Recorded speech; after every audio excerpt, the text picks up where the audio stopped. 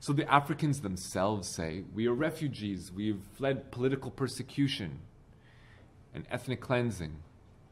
And I probably don't have to tell you too much about Sudan. It's been enough in the news. You've heard of the genocides that have gone on there, the civil war. But in addition, a large majority of the African refugees in Israel are from Eritrea. You may not know, but just a little primer, it's one of the only countries in the world, if not the only country, that has actually never held an election in its entire history.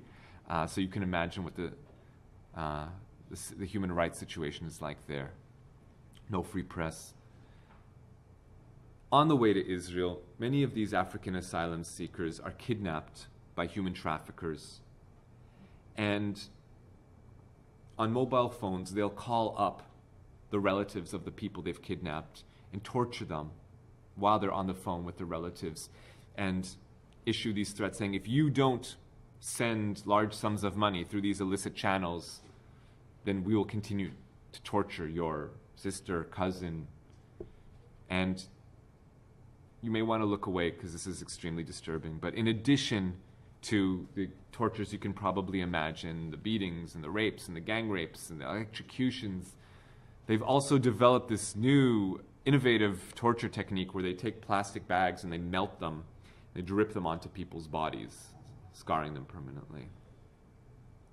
This has been documented by news channels from Al Jazeera to CNN and beyond.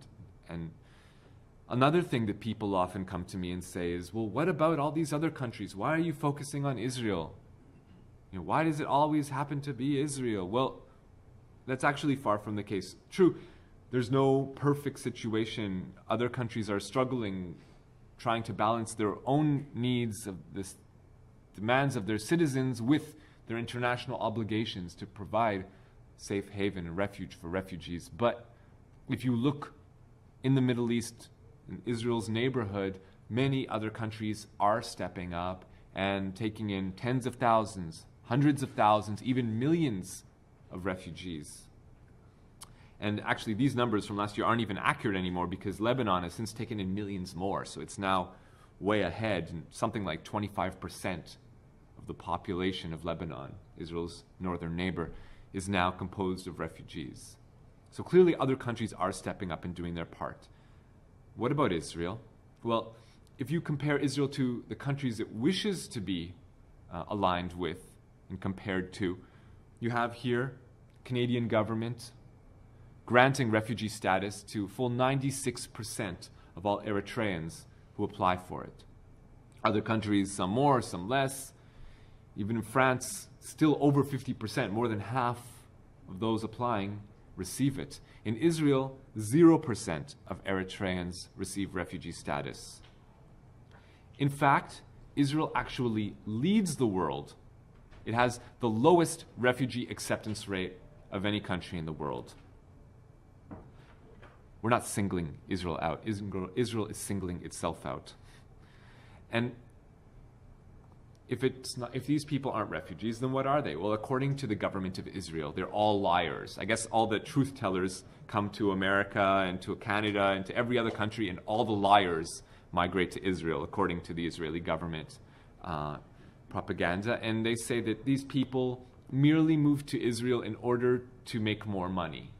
They say these people are simply economic migrants who are trying to make a quick buck and then move back home and retire off of this, this massive amount of money that they've made.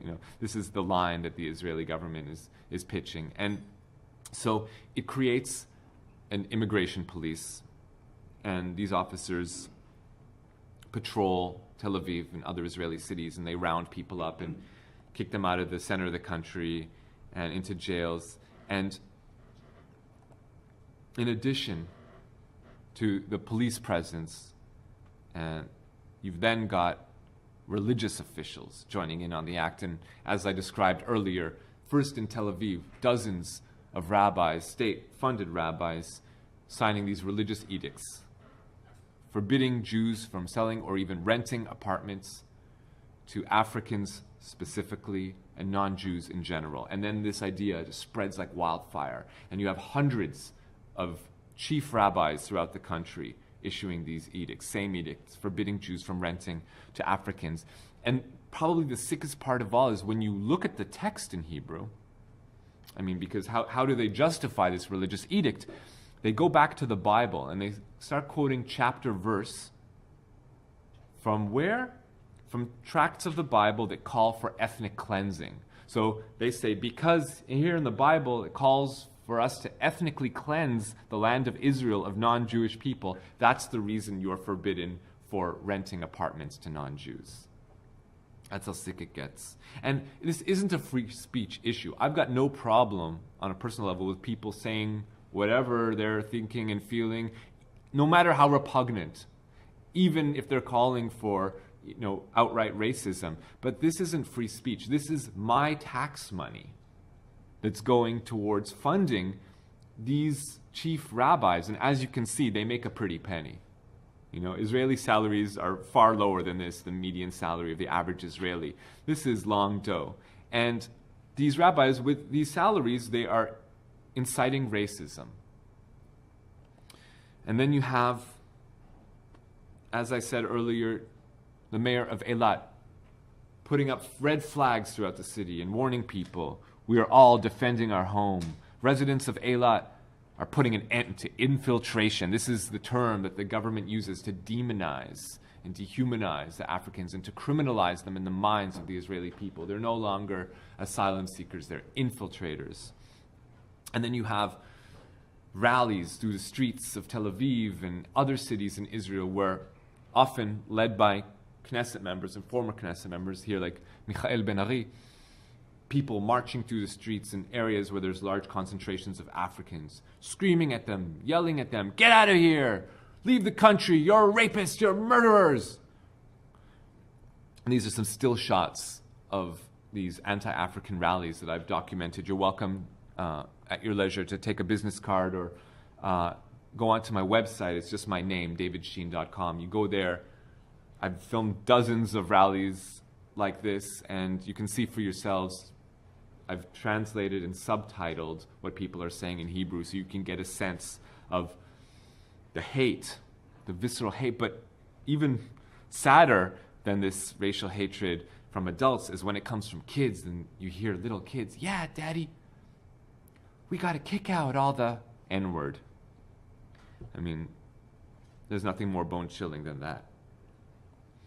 And if you listen to what people are saying or you ask them straight up, what's the reason, why do you want all the Africans gone? Why do you want to kick them all out of the country?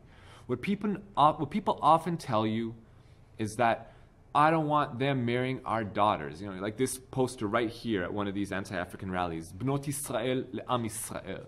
Jewish women for the Jewish people. In other words, get your hands off our women.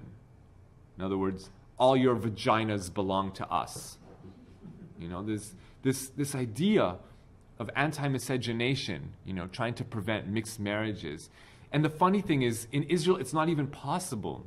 There's no way for anyone in Israel of different religious backgrounds to marry one another because marriage is totally controlled by the ultra-Orthodox rabbis who run the country, who run the religious establishment. They do not permit any mixed religious marriages. So the amount of people doing so, whether, moving, going out of the country and getting a civil marriage there in some city hall and then moving back to Israel, the amount of people doing that are so small and marginal. But even those few numbers of people that are doing so, even that drives people mad. And so you have these rallies. In Ashkelon, it was actually a deputy mayor of the city who organized this anti-miscegenation rally. So you have people just incensed by the idea that the racial purity of Israel is being defiled by the African gene code or something. And so the government doesn't want Africans in the country, but at the same time, it's still afraid of outright deporting them because that would look horrible on its human rights record to send people back to the horrors they fled from. So on one hand, it won't provide them with any services like place to live or food stamps or whatever. But on the other hand, it won't allow them to work to provide all these things for themselves. Well, how are you going to eat? Where are you going to sleep if you can't work? The idea as famously said by the interior minister, is we will make their lives miserable until they leave. The idea is that they'll self-deport. So how are people living? Often under the table, if they can find it, working in menial jobs, making less than minimum wage, often being exploited by their employers since they aren't protected by labor laws, living maybe 8, 9 people to a room, or sleeping in some bomb shelter somewhere, or out in the streets, in the parks, even in the rain. And then on top of the top-down racism you have coming from political and religious officials, and the bottom-up racism you have from street-level grassroots racism, then you have civil society joining in. So you have soup kitchens from Tel Aviv down to Eilat forbidding Africans from entering. So the very services geared towards the weakest members of society, here are the absolute weakest members of society, and they aren't allowed access to soup kitchens rather. And thankfully, of course, a group of Israelis, kind-hearted people, got together and started up like a food not bombs type outdoor soup kitchen working out of a public park in South Tel Aviv that's become something of a community focus for African asylum seekers. So thankfully, there's someone picking up the slack. January 2012, that's when the government passes the anti-infiltration law, and it's on the basis of this law that all of the measures, the anti-African legal measures follow, like the one I described earlier, where Africans can simply be rounded up, taken to jail, merely based on an accusation. And as you can see, it passed very easily, almost unopposed, without any serious opposition to speak of.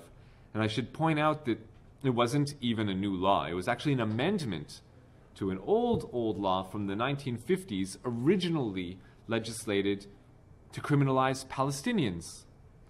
After the war, 47-48, many people fled their homes, fleeing the fighting, trying to save their lives. Once there was a cessation of violence, coming back to their homes and their communities and their villages and their fields and vineyards, and the Israeli government wanted none of them because it wanted as few as possible non-Jewish people in the country. And so it forbade people from returning, and this is the law that it passed in order to prevent their return, criminalizing them, calling them infiltrators. So this law, used to criminalize Palestinians, then resuscitated decades later now to criminalize Africans fleeing for their lives.